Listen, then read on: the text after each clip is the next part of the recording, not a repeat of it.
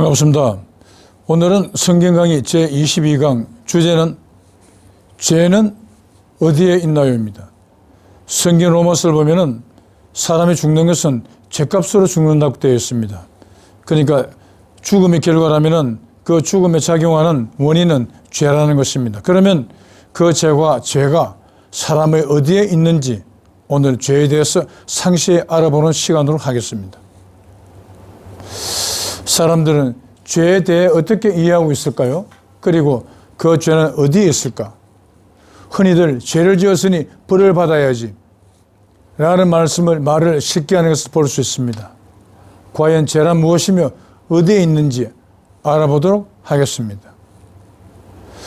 요한계시록에 기록된 5번째 천사가 되시는 전도관의 감람나무 박태선 장로님은 죄는 피 속에 있다라고 말씀하신 적이 있습니다. 아마도 창세 이후 처음으로 죄의 소재지를 밝히신 분인 것입니다. 생명을 죽이는 것이 죄이다. 이 세상에는 현재 약 80억에 가까운 사람들이 살아있지만 그 사람들 역시 때가 되면 죽지 않으면 안 되는 상태였습니다. 모든 사람들이 생명을 죽이는 것이 바로 죄라고 했으며 그 죄의 정체는 과연 무엇일지, 사람이 어디에 있을지 알아보겠습니다. 모든 사람은 전부 죄인입니다. 그래서 사람은 죽어야만 되는 존재인 것입니다. 성경은 죄에 대해 어떻게 평가하고 있는지 관련 구절을 인용하면 다음과 같습니다. 로마서 5장 12절입니다. 이러므로 한 사람으로 말미암아 죄가 세상에 들어오고 죄로 말미암아 사망이 왔나니 이와 같이 모든 사람들이 죄를 지었으므로 사망이 모든 사람에게 이르느니라. 한 사람으로 말미암아 죽음이 왔다는 것입니다. 이 한 사람은 어떤 존재를 의미하겠습니까? 그것은 고린도전서 15장 45절에 등장합니다. 첫사람 아담은 산영이나 마지막 아담은 살려주는 영이 되었나니. 그러니까 삼위일체 하나님, 삼신일체 하나님은 하나님과 아담과 해와 하나님이었습니다. 그런데 아담 하나님과 해와 하나님은 마귀의 포로가 되어버리고 육체를 입은 인간으로 전락됨으로써 죽을 수밖에 없는 존재가 되었던 것입니다. 그 한 사람이 바로 첫사람 아담을 의미하고 있는 것입니다. 그 로마서 6장 16절은 죄의 종으로 사망이 이르고 6장 23절은 죄의 삭은 사망이요. 그리고 야고보서 1장 15절은 욕심이 잉태한 즉 죄를 낳고 죄가 장성한 즉 사망을 낳느니라. 그 사람이 욕심을 부리니 그게 죄가 되고 자꾸만 욕심을 부리니 그 죄가 성장해서 결국은 생명을 죽이게 된다는 것입니다. 그리고 또한 히브리서 2장 14절은 사망의 세력을 잡은 자는 곧 마귀라고 기록을 해놨습니다. 그렇다면 욕심도 마귀요, 죄도 마귀요, 또한 아담과 해와가 에덴 동산에서 먹어 죽게 되었다는 선악과 역시 마귀의 영이 되는 것입니다. 방금 인용된 성경 말씀들은 전부 죽음의 원인을 죄라고 하였습니다. 그런데 사망의 세력을 잡은 자는 곧 마귀라고 히브리서는 특정하고 있습니다. 이들 성경 내용을 등식으로 정리하여 보면 욕심 육구로 죄, 죄 육구로 사망, 사망 육구로 마귀로 되어집니다. 뿐만 아니라 아담과 해와가 먹어 죽게 되었다는 선악과 역시 마귀의 영이 되는 것입니다. 첫사람 아담과 구세주가 된 아담에 대해서 알아보겠습니다. 우리 인간들의 시조는 다음 성경 내용에 기록이 되어 있는 대로 첫사람 아담이 바로 우리 인간의 시조가 되는 것입니다. 고린도전서 15장 45절입니다. 첫사람 아담은 산영이 되었다는 것 같이 마지막 아담은 살려주는 영이 되었나니. 그러나 먼저는 즉 첫사람 아담은 신령한 자가 아니요 육체를 입은 자요. 그 최초로 인간으로 전락된 상태의 존재를 의미하고 있는 것입니다. 그 다음에 신령한 자니라. 첫사람은 땅에서 났으니 흙에 속한 자이거니와 둘째 사람은 하늘에서 났느니라. 이 첫사람은 육체를 입은 인간으로 전락된 최초의 인간을 의미하고 있습니다. 땅에 났으니 흙에 속한 자라는 것은 죽을 수밖에 없는 존재라는 것입니다. 그런데 둘째 사람, 살려주는 영인, 구세주는 하늘에서 나섰느니라. 역시 둘째 사람, 두 번째 마지막 아담도 역시 처녀 인간이 낳은 사람입니다. 존재입니다. 그러나 하늘에서 나셨다고 그런 표현을 해놨습니다. 이 표현이 가능하게 된 것은 왜냐하면 사람 속에는 마귀의 영인, 사망근세를 잡고 있는 마귀의 영인 욕심과 하나님의 영인, 생명을 구성하고 있는 하나님의 영인 양심이 병존하고 있습니다. 그런데 욕심과 양심 중 사람의 주인으로 되어 있는 존재는 바로 마귀의 영인 욕심인 것입니다. 그래서 야고보서 1장 15절에 욕심 때문에 죄가 되고 그 욕심이 결국은 생명을 죽인다고 되어 있는 것입니다. 그런데 사망의 영인 욕심을 순결시켜버리고 제거해버리고 제거하고 나니까 하나님의 영인 양심만이 남아서 그 사람 전체를 차지하게 되어 그 사람은 하나님으로 거듭나서 구세주가 된다는 것입니다. 바로 이사야서 7장 14절에서 15절까지 나오는 내용에서 처녀가 낳은 아들 임마누엘이 바로 결국은 악을 버리고 선을 택함으로써 구세주 위에 등극하시는 최초의 하나님으로 거듭난 존재가 되는 것입니다. 본 성경 구절의 첫사람 아담은 산영이 되었다 하면서 원래가 삼위일체 삼위 중 한 분이었었는데, 즉 삼신 중 한 분이었었는데 선악과를 먹어 육체를 입은 최초의 사람이 되었으므로 살아있는 영으로 표현된 것으로 판단되며 바로 그렇게 첫사람 아담은 죽을 수밖에 없는 최초의 인간, 즉 사람의 시조가 되었던 것입니다. 오늘의 강의 서두에 인용되었던 성경 로마서 5장 12절이 그것을 구체적으로 알려주고 있는 것입니다. 그 내용을 한번 다시 인용하면 이러므로 한 사람으로 말미암아 죄가 세상에 들어오고 그 첫사람 아담으로 말미암아 죄가 세상에 들어오고 죄로 말미암아 사망이 왔나니 이와 같이 모든 사람들이 죄를 지었으므로 사망이 모든 사람에게 이르느니라. 아담과 하와가 먹으면 죽는다는 선악과를 먹었습니다. 그래서 죽게 되었습니다. 그래서 그분들의 후손으로 태어난 사람들은 전부 다 피를 타고 유전되는 선악과의 도구로 인해서 다 죽어갔던 것입니다. 그러므로 모든 사람들이 죄를 지었다고 표현한 것은 그 선악과의 독이 다 유전되어서 죽을 수밖에 없는 상태로 되어 있음을 또한 알리는 것이 되는 것입니다. 그런데 살려주는 영이라면 말할 것도 없이 구세주를 일컫는 단어가 되는 것입니다. 창세기에 의하면 아담은 하나님께서 흙을 빚어 만든 피조물로 기록되어 있습니다. 그렇게 흙으로 지어진 존재인 아담이 어떻게 구세주가 될 수 있겠습니까? 그러므로 다음에 인용되는 성경 말씀을 보면 창세기에 기록된 창조론에 대해 합리적인 의심이 생기게 되는 것입니다. 먼저 시편 82편 6절입니다. 내가 말하기를 너희는 신들이며 다 지존자의 아들들이라. 이 내가는 하나님입니다. 그리고 너희는 우리 인간을 지칭하는 것입니다. 하나님께서 말씀하시기를 너희 인간들은 전부 다 신들이며 지존자 즉 하나님의 아들들이다. 그리고 신명기 14장 1절은 너희는 너희 하나님 여호와의 자녀니 사람들을 전부 다 하나님 여호와의 자녀라고 해놓은 것입니다. 요한일서 3장 2절 또한 우리가 지금은 하나님의 자녀라. 고린도전서 3장 16절은 너희가 하나님의 성전인 것과 하나님의 성령이 너희 안에 거하시는 것을 알지 못하느뇨. 분명히 이 내용 전부 다 성경인데 곳에서 사람들이 전부 다 하나님의 자녀라고 기록을 해놨습니다. 그러면 한간의 종교단체에서는 그 특정인을 하나님의 독생자, 외아들이라고 그렇게 알고 있으며 그렇게 부르고 있습니다. 이 말씀을 보면은 모든 사람들이 전부 다 하나님의 자식들이, 아들들이라는 것입니다. 그렇다는 것은 이 말씀을 하더라도 하나님의 독생자는 그 자체가 잘못된 표현임을 심판하고 있는 것입니다. 이렇게 시편 82편 6절 등에서는 하나님께서 사람들을 모두 다 하나님의 아들들 또는 여호와의 자녀라 말씀하셨을 뿐만 아니라 심지어 사람의 몸이 하나님께서 거하시는 성전이라고까지 명시한 것을 통해 창세기 창조론이 사실이라면 방금 인용된 성경을 포함해서 여러 말씀들이 성경에서 삭제되어야 할 것입니다.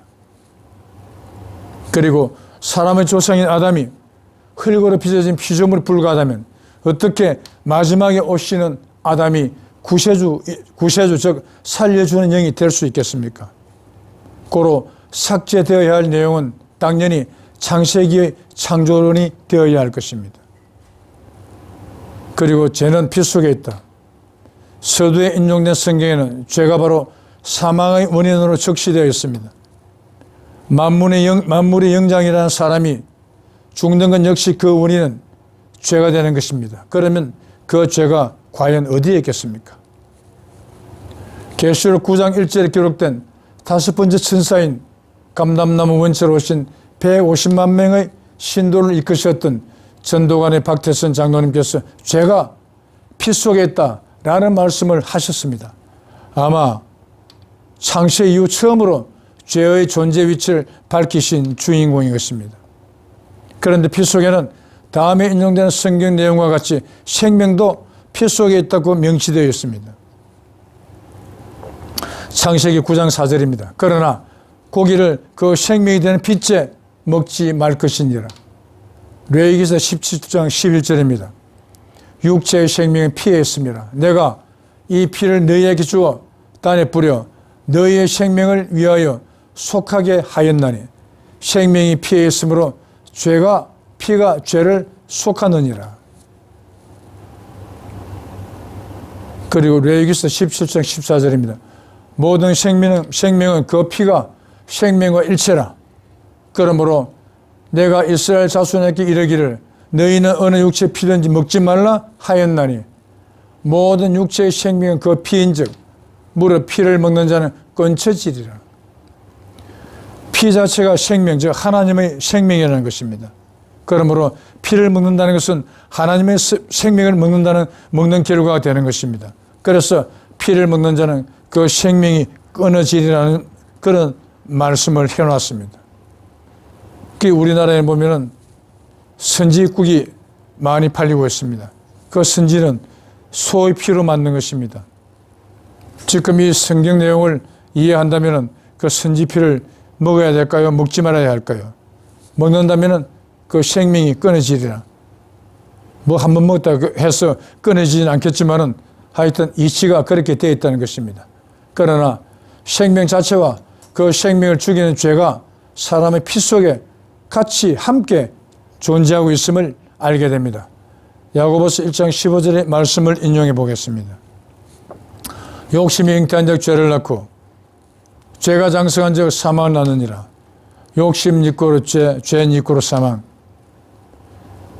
결국 사망이라는 결과는 죄로 인하며 죄는 역시 욕심으로 인한 결과라는 것입니다.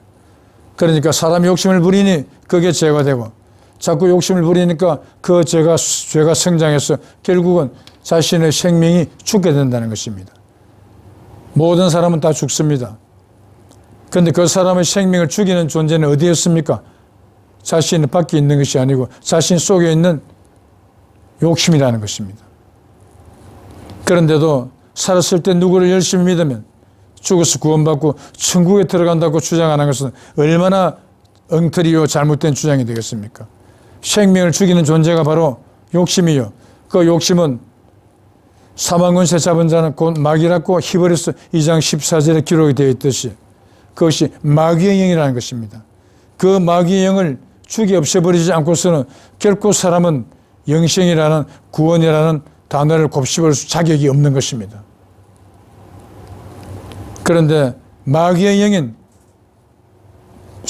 사망의식을 잡고 있는 마귀의 영을 죽이 없앨 수 있는 존재는 딱 한 분, 구세주밖에 없습니다. 그래서 구세주의 덕을 입지 않고서는, 구세주를 만나지 않고서는 그 누구도 구원은 얻을 수가 없는 것입니다.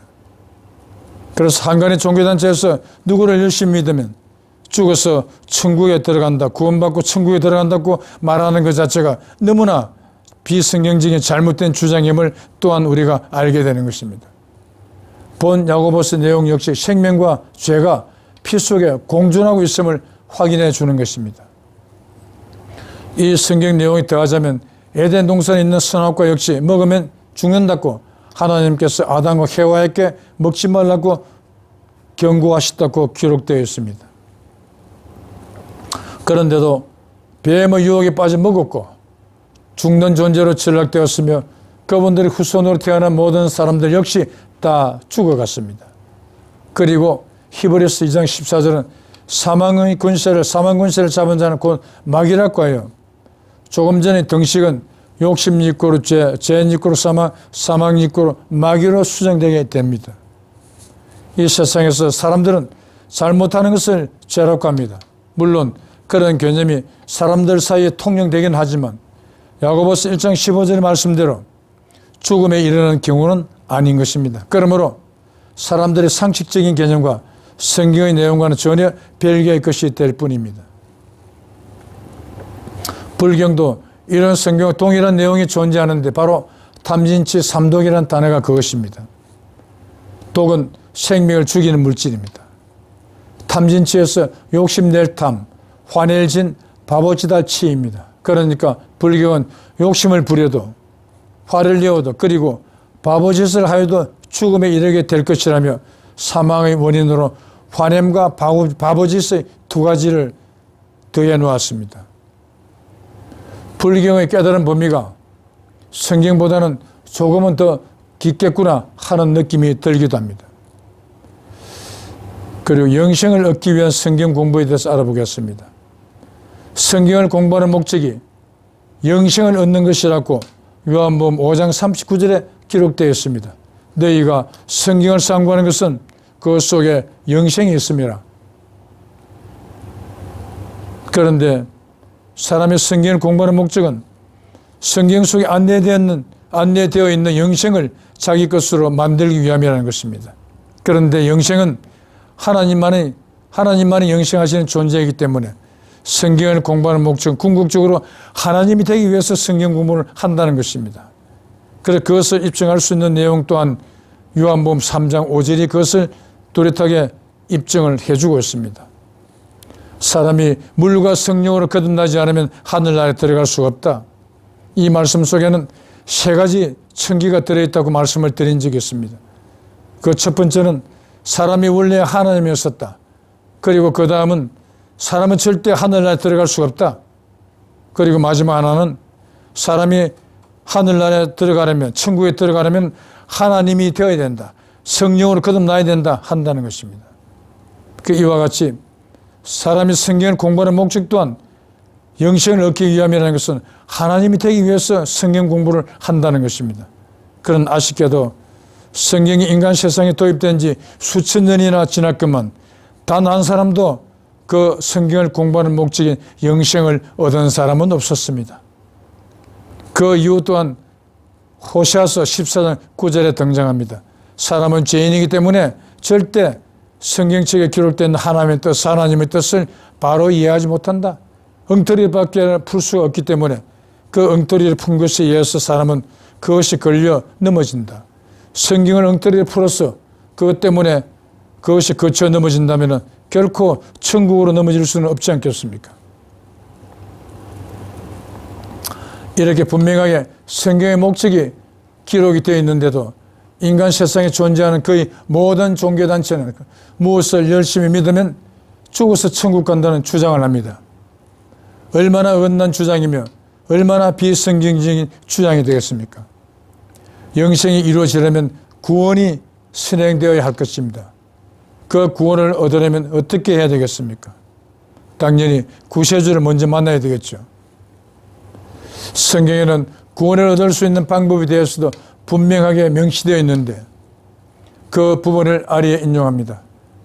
성경책에서 가장 먼저 등장하는 구원론이 바로 창세기 3장 22절입니다. 그가 선악과를 따먹었던 아담과 해와가 그 손을 들었어. 선악과를 따먹었던 그 손을 들었어. 생명나무 실과도 따먹고 영생할까 하노라.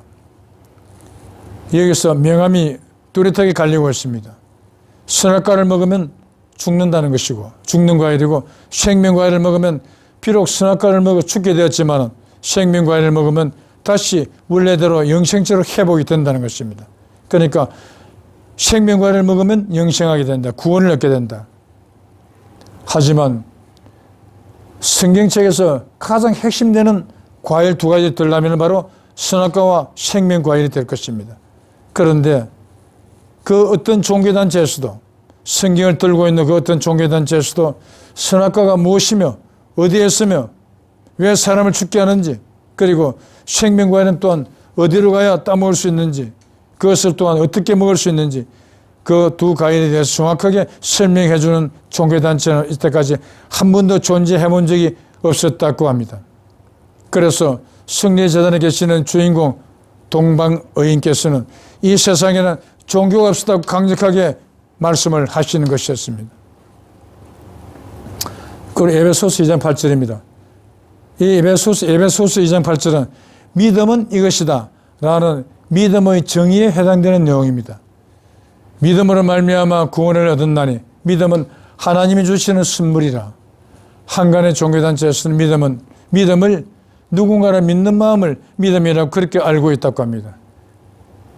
에베소서 2장 8절 그대로 믿으면 되는데, 그대로 인정하면 되는데 한부를 꺾어서 엉터리로 이해를 하고 있는 것입니다. 바로 믿음은 하나님이 주시는 선물이라는 것입니다. 믿음으로 말미암아 구원을 얻는다니.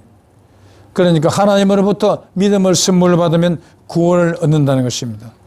하나님으로부터 구원을 얻으면 당연히 죽을 인생들이 죽지 않는 영생체의 몸이 된다는 것을 의미하지 않습니까? 그런데 선물은 그 선물을 주는 존재가 반드시 가지고 있는 것을 주게 되어 있습니다. 하나님은 영생의 존재이십니다. 그러므로 하나님께서 가지고 계시는 것은 영생의 영밖에 없습니다. 그래서 하나님께서 주시는 선물인 믿음은 영생 그 자체가 되는 것입니다. 그도 그럴 것이 죽을 수밖에 없는 사람들에게 가장 고귀한 선물은 영생 외에는 있을 수가 없습니다. 그리고 요한복음 3장 5절입니다. 성령으로 거듭나지 않으면 하늘나라에 들어갈 수가 없다. 조금 전에 제가 설명을 드렸죠. 하나님이 되지 않으면 하늘나라에 못 들어간다는 것입니다. 아마 이것이 구원론 중에서는 가장 정확하고 확실한 구원론이 되는 것입니다. 사람이 사는 나라는 사람 나라요. 하나님이 계시는 나라는 성결하신 하나님만이 계시는 곳입니다. 그러므로 하나님으로 거듭나지 않고서는, 하나님이 되지 않고서는 절대로 들어갈 수 없는 곳이 바로 하늘나라 천국인 것입니다. 그런데 사람이 죽는 것은 죗값으로 죽는다고 했습니다. 죄로 인해서 죽은 사람이 아무리 살았을 때 아무리 누구를 열심히 믿었기로서니 하나님이 성결하신 하나님께서 계시는 천국에 하늘나라에 들어갈 수 있다고 주장을 한다면 그 말씀을 들으신 하나님께서 얼마나 불쾌하시겠습니까? 물론 사람은 절대로 하늘나라에 들어갈 수가 없습니다. 이 요한복음 3장 5절 자체가 그것을 뚜렷하게 증거하고 있는 것입니다. 그런데도 들어갈 수 없지만 성직자들이 무엇을 열심히 믿으면 죽어서 구원받고 천국에 들어갈 수 있다라고 주장들을 하고 있습니다. 과연 그런 성직자분들이 하나님으로부터 택함받아서 구원을 얻을 수 있겠습니까? 절대 그분들은 구원을 얻을 수가 없습니다. 구원을 얻으려면 하나님으로 거듭나야 된다는 것입니다. 자신들도 모르는 구원을 얻을 수 있는 방법, 하나님을 거듭날 수 있는 방법을 모르면서 왜 신도들에게 누구를 열심히 믿으면 죽어서라도 구원받고 천국에 들어갈 수 있다는 그런 혹세무민한 말들을 하고 있는지 정말 안타까울 뿐입니다. 그리고 마태복음 5장 8절입니다. 마음이 청결한 자는 복이 있나니 저희가 하나님을 볼 것이요. 하나님을 볼 것이요. 이것은 출애굽기에 보면은 출애굽 과정에서 하나님께서 시내산으로 모세를 부르십니다. 모세가 하나님 앞에 당도했을 때 하나님께서는 모세의 눈을 가려주고 돈파이 틈에 숨겨주고 해서 하시는 말씀이 사람이 내 얼굴을 보고 살 적 없음이라 그렇게 말씀을 하셨습니다. 그러나 내가 갈 때 내 등은 볼 수 있을 것이다. 그랬었거든요. 그런데 하나님을 볼 수 있는 조건이 등장했습니다. 그 조건이 무엇이냐? 마음이 청결해지면은 하나님을 보게 된다는 것입니다.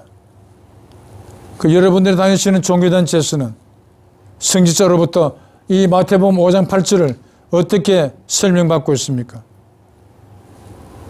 조금 전에도 비슷한 설명을 드린 적이 있습니다. 사람 속에는 사망근세를 잡고 있는 마귀의 영인 욕심과 생명 자체를 구성하고 있는 하나님의 영인 양심이 병존하고 있습니다. 그런데 사람의 주인은 사망근세를 잡고 있는 마귀의 영인 욕심이 주인으로 되어 있습니다. 그런데 두 마음, 욕심과 양심 중 어느 것이 제거되어야만이 청결한 마음이 되겠습니까? 이렇게 설명드리면 바로 답을 말씀하실 수 있겠죠. 그것은 욕심이 되는 것입니다. 그렇게 욕심을 제거해버리면 마귀의 영이 제거되었다, 마귀의 영이 순교되었다가 되기 때문에 하나님의 영인 양심이 그 사람 전체를 차지해서 하나님으로 거듭나서 천국에 들어가게 된다는 것입니다. 바로 이사야서 7장 14절에서 15절, 처녀가 난 아들 임마누엘이 악을 버리고 선을 택함으로써 버터와 꿀을 먹는다, 이런 내용이 적혀있지 않습니까? 왜 하필 천국에 들어간다는 것을 알겠는데 버터와 꿀을 먹는다는 내용이 기록되어 있겠습니까? 그것은 천국으로 상징이 되고 있는 젖과 꿀이 흐르는 가나안 복지를 연상케 하고 있습니다. 젖과 꿀이 흐른다. 그 젖으로 버터는 저주로 만들지 않습니까? 그래서 하나님 되어서 천국에 들어가게 되는 결과를 가지고 있다는 것입니다. 즉 하나님 되었다. 고로 최초로 육체를 가진 상태에서 하나님을 거듭난 존재가 바로 구세주인 것입니다.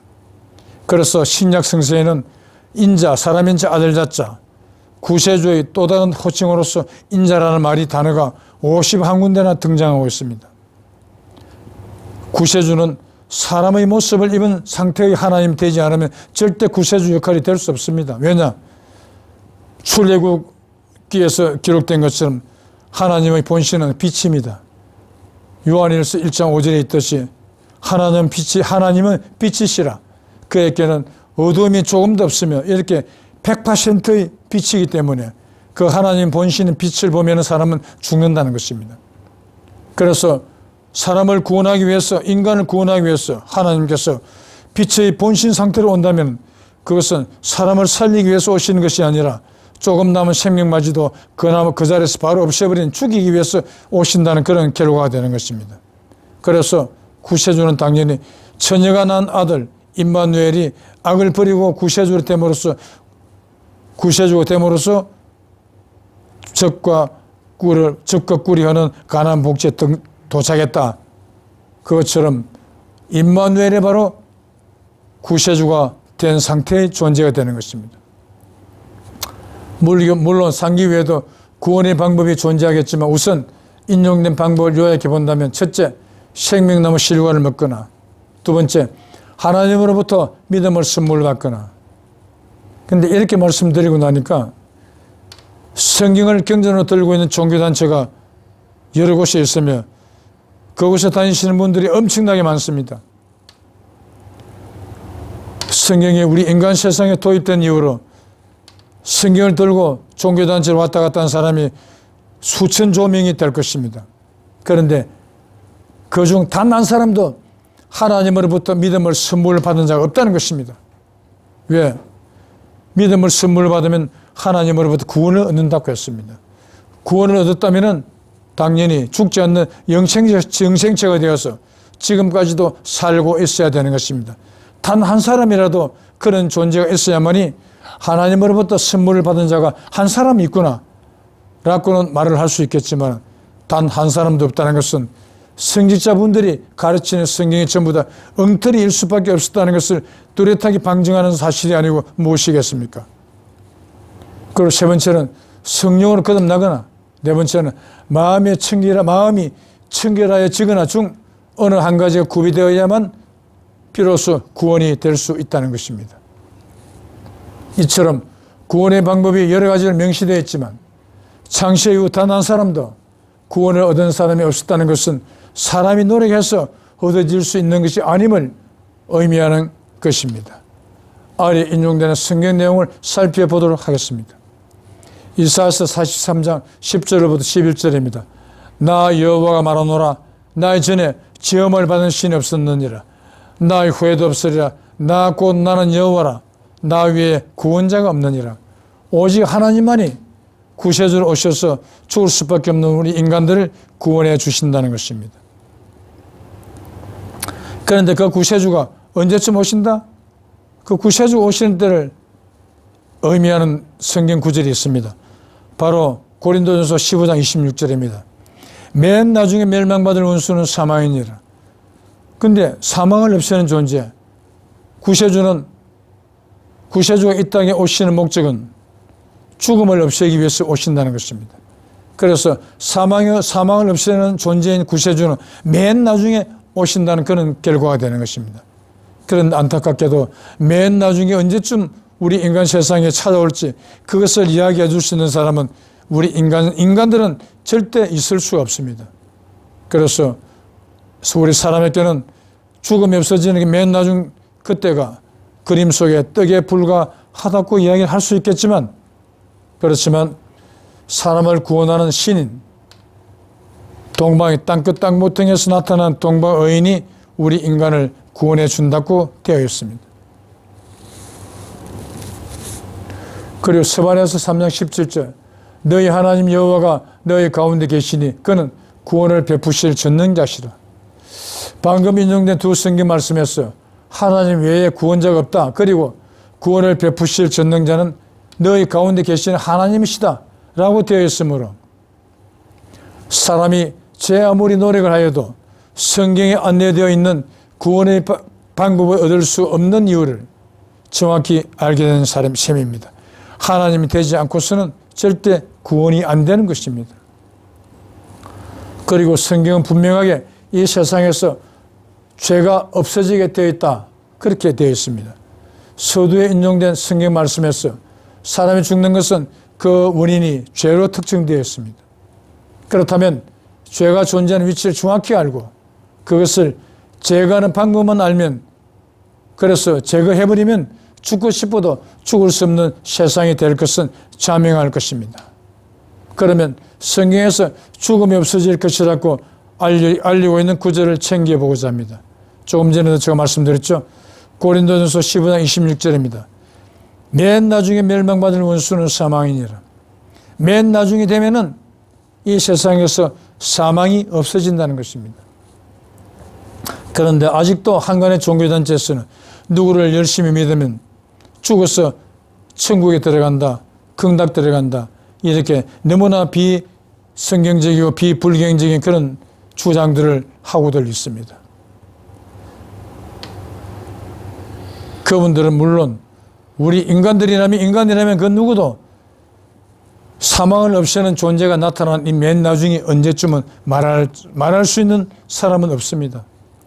현 시점에서 10분 뒤도 나중이요, 1시간 뒤도 나중, 10년 뒤, 1000년 뒤도 나중이 됩니다만, 맨 나중이라면 미래로 넘겨질 수 있는 시간이 전혀 없는 마지막 시점, 즉 말세를 의미하는 것입니다.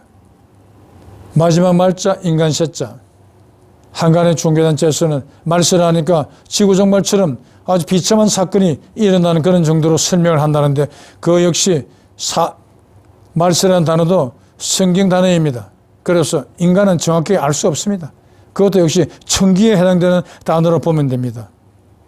왜 말세가 되면은, 말세가 그럼 무엇을 의미하는지, 마지막 말자 인간세자입니다. 왜 인간이 없어지겠습니까? 그것은 성경을 공부하는 목적이 뭐라 그랬습니까? 조금 전에 하나님이 되기 위해서 본다고 그랬지 않습니까? 그러면 전부 다 성경을 공부해서 하나님이 되어버리면, 구세주를 만나서 하나님을 거듭나버리면 죽을 수밖에 없는 인간인 사람은 이 세상에 있을 수 없습니다. 그렇게 사람이 한 사람도 없을 때 바로 그 속에 있는 사망근세 잡고 있는 마귀영이 없어졌기 때문에 사람이 그 상태를, 몸을 입은 상태에서 전부 다 하나님으로 거듭난 상태가 되는 것입니다. 그렇게 되는 상태가 바로 말세가 되는 것입니다.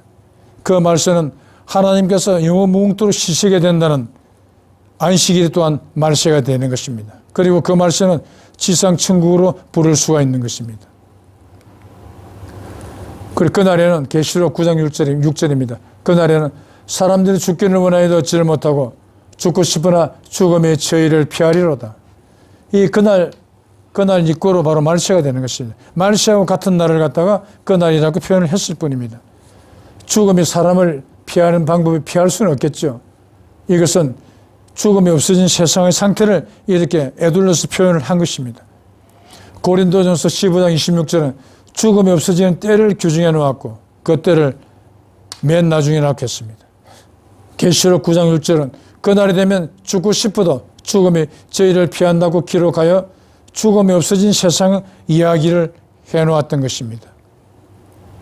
그렇지만 죽음이 없어지는 맨 나중이 언제 이 세상에 도래할지, 그리고 죽음이 저희를 피하는 그날이 언제쯤 되어질지는 사람은 결코 알 수 없으니 답답할 뿐입니다. 그렇지만 성경에는 죽음을 없애는 존재에 대해 기록해 놓은 구절이 등장하며 아래에 인용합니다. 바로 이 이사야서 26장 19절은 구세주가 이 땅에 오시는 목적이 뭐냐? 구세주 소명이 적혀 있습니다.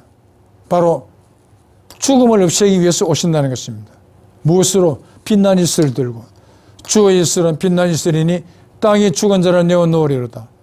구세주가 이 땅에 오실 때는 맨손으로 오시는 게 아니라 빛나는 이슬 들고 오신다고 했습니다. 구세주가 한 번이라도 빛나는 이슬을 들고 이 땅에 오신다면 그때부터 이 땅은 말세가 이루어지기 시작하는 것입니다. 즉 죽음이 없어지기 시작하는 것입니다. 그래서 말세가 완성되었을 때는 죽음이 완전하게 없어진 상태가 되는 것입니다. 그래서 그때가 바로 하나님께서 사람을 생명을 죽이는 마귀의 영이 완전히 없어졌기 때문에 하나님께서 영원 무궁토록 안심하고 안식을 하시는 시점이 시작이 되는 것입니다. 바로 안식일이 시작되는 것입니다.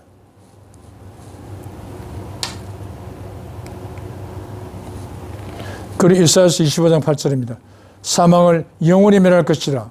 주 여호와께서 모든 이의 얼굴에서 눈물을 씻기시며 그 백성의 수치를 온 천하에서 제하시리라. 여호와께서 이같이 말씀하셨느니라.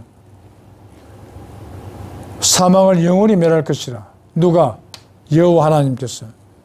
그러니까 여호와 하나님이 구세주가 되어 오셔서 이 땅에 만든 죽음을 싹 없애버린다는 것입니다. 이렇게 성경에는 구원의 방법, 구원해 주는 주인공이 어떤 분이냐, 또한 사망이 없어지는 시기, 그리고 사망을 없애는 존재 등에 대해 분명하게 명시되어 있습니다.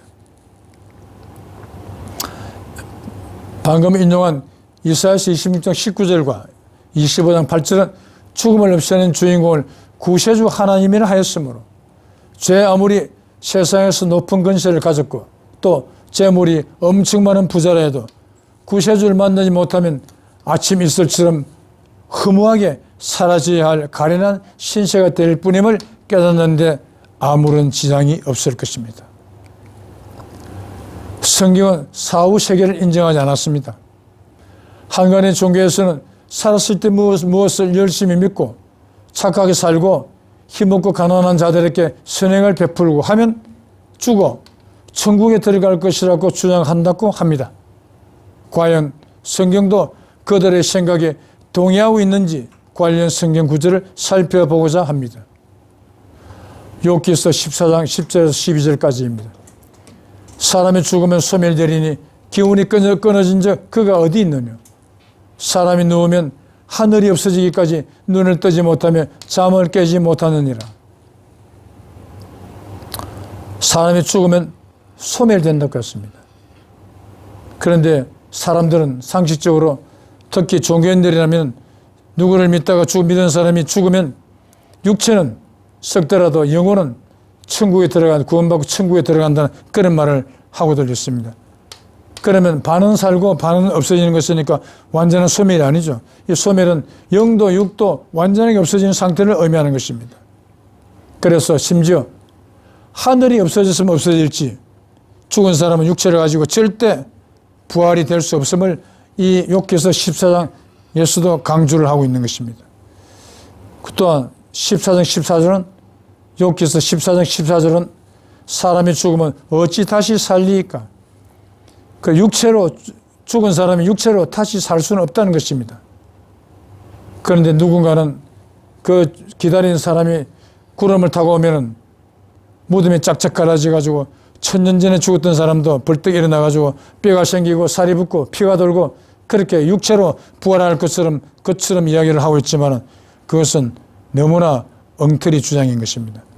그렇게 주장을 하는 것은 절대로 이루어질 수 없는 내용을 이루어질 수 있는 것처럼 사람들에게 거짓 설명을 해서 혹시 몸이 나는 결과가 될 뿐입니다. 그리고 이사야서 26장 14절은 죽었은즉 살지 못하겠고 사망하였은즉 일어나지 못할 것이니 그 육체가 죽으면 절대로 일어나지 못한다는 것입니다. 하늘이 없어졌으면 없어졌지 육체는 절대로 부활이 안 된다는 것입니다. 그 누가복음 20장 38절입니다. 하나님은 죽은 자의 하나님이 아니요 산 자의 하나님이시라. 하나님께는 모든 사람이 살았느니라. 이것은 해석을 하는 방향에 따라서 죽은 사람한테는 하나님께서 계실 수가 없다는 것을 또 의미하고 있는 것입니다. 또한 시편 6편 5절은 사망 중에는 주를 기억함이 없사오니 엄부에서 주께 감사할 자 누구이리까? 죽은 사람이 주께 감사할 수도 없다는 것은 천국에 갈 수 있는 끈덕지가 완전히 없어진 상태라는 것입니다. 그러니까 죽은 사람은 하나님을 아예 언급하지도 말아라. 죽은 사람하고는 전혀 상관이 없다. 이것을 강조하고 있는 것 아니겠습니까? 그래서 시편 115편 17절은 죽은 자는 여호와를 찬양하지 못하니 죽은 사람이 천국에 간다는 것은 말도 안 된다는 그런 내용을 여러 곳에서 이렇게 기록을 해놓았습니다. 그리고 야고보서 8장 36절과 마태복음 16장 26절입니다.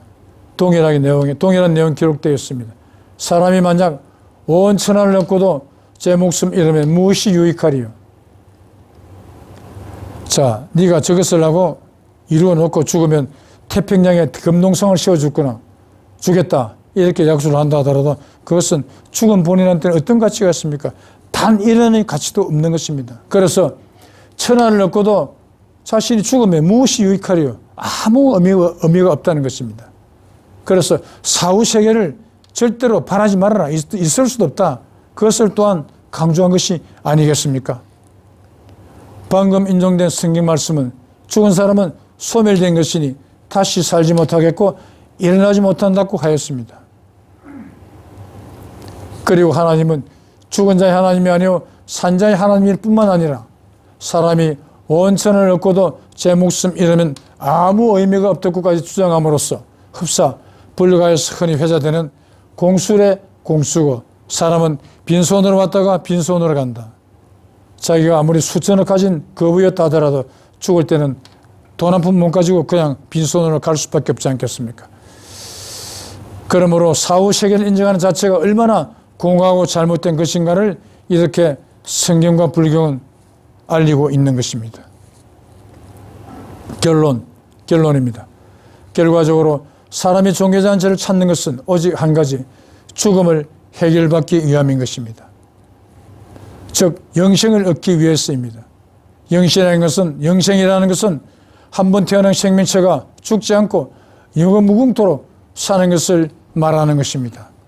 그런데 이 세상에는 창세 이후 그것을 얻은 사람은 단 한 사람도 없었습니다. 그렇다는 것은 이 세상에는 종교가 없었다고 주장하시는 동방의인의 말씀이 그대로 인정되는 것입니다. 야고보서 1장 15절 말씀은 욕심 6구로 죄, 죄 6구로 사망과 같은 등식으로 정리됩니다. 그런데 욕심 자체가 욕심을 부리는 것이 아니요 나라는 주체의식이 부리는 것이니 욕심이 죄라면 나라는 주체의식은 그 욕심의 뿌리가 되는 것이 되어 원죄에 해당되므로 바로 선악과가 나라는 주체의식이 되는 것입니다.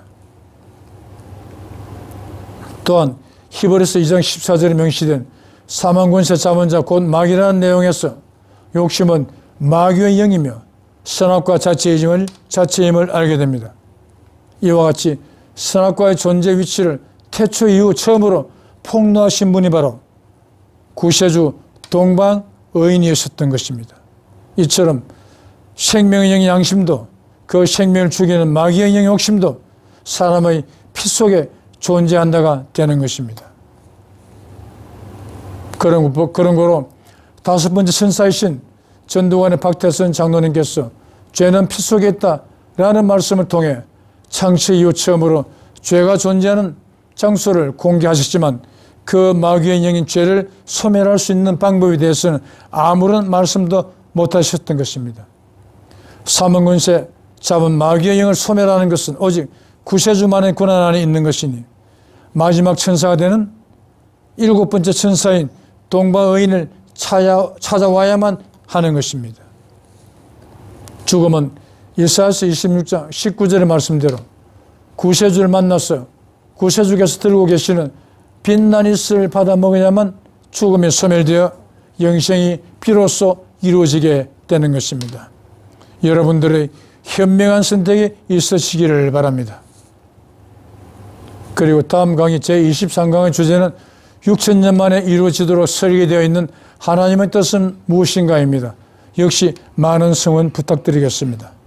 그러면 오늘의 강의는 이것으로 마치도록 하겠습니다. 끝까지 시청해 주셔서 정말 감사합니다.